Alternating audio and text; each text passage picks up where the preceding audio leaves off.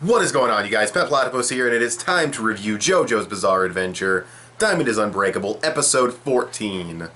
This episode marks the arrival of everyone's favorite manga artist, Rohan. I'm sure a lot of manga readers were really excited for this episode. I say everyone's favorite, but personally, I wasn't really a huge fan of his character. I didn't dislike it at all. He was perfectly fine. I just thought, oh, that's Rohan. He's okay. I wasn't like a huge fan. I wasn't really like hating him or anything. I was just kind of like, okay, he exists. Never really was a fan of his like overall look. Though I will say in the anime, his overall look is better. Not too sure why, because he looks exactly the same, but I don't know, the anime version, I just think he looks cooler, but maybe I'm just got used to his design, I don't know. But either way, he's there, he's a weird motherfucker, just a little bit weird, you know, licking spiders and shit, stabbing them with pens and licking them, and just, yeah, you're a little bit weird, dude. Just maybe dial that back. You're at like a fucking 11, and you need to be like back at maybe like a 7, you know what I mean? But yeah, his weirdness doesn't stop there, though. He turns out to be a stand user with a stand called Heaven's Door, which they were able to use. I don't know what music reference that is, but they were able to use it.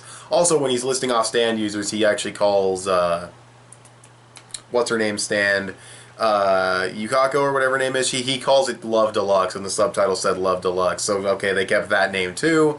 I don't get the copyright bullshit. I don't get why you can't keep Surface, but you can keep Love Deluxe or Heaven's Door. It's fucking weird. But anyways, he's going through there, looking at the stand users and everything, because he can open up, did I even say? Yeah, he can open up Koichi like a book. I mean, you saw the episode, but yeah, he opens him up like a fucking book and reads him. He can write inside of it and alter his memories and tear pages out, and apparently Koichi lost weight because he tore pages out. And, yeah, and also that scene where he was laughing maniacally, and then it just cut to black, and then Koichi and what's-his-name were leaving like nothing happened.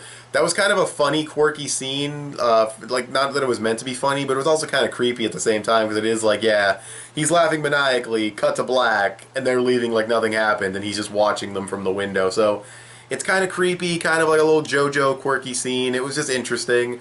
I think the part that made it kind of funny was just the fact that his face looked so ridiculous while he was laughing maniacally, but, yeah, I don't know really much else to say about this episode. I mean, we find out he's a stand user.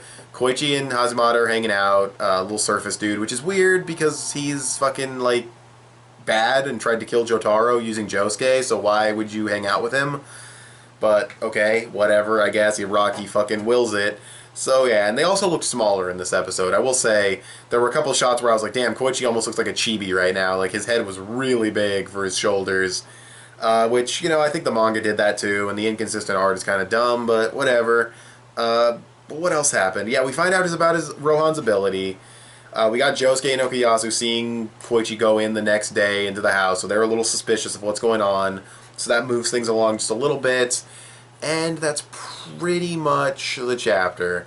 I mean, the only reason Hazumata was even there is because he's a manga fan. I really feel like you didn't need to bring back that villain and kind of make him like not a good guy but kind of neutral. It just seemed kind of weird to me. Although it was kind of funny seeing his hair go all crazy Super Saiyan when he would get scared or excited. That was kind of funny. But yeah, other than that, it was just a good episode. Definitely a good episode. The art and animation was solid. The pacing was really solid in this one.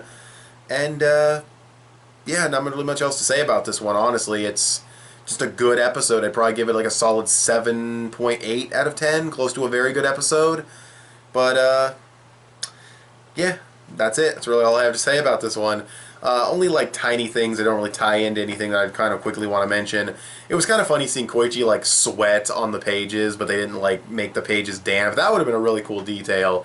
If, like, when he said, oh, Hazumata, you're a terrible person, I don't need you to inspire my fucking manga, and he was crying, it would have been cool if the crying was actually, like, dampening the pages or making the pages get wet or something. That would have been a cool detail, but total, like, not even a nitpick, total just little, like, aside, like, total digression. But, yeah, that would have been kind of interesting.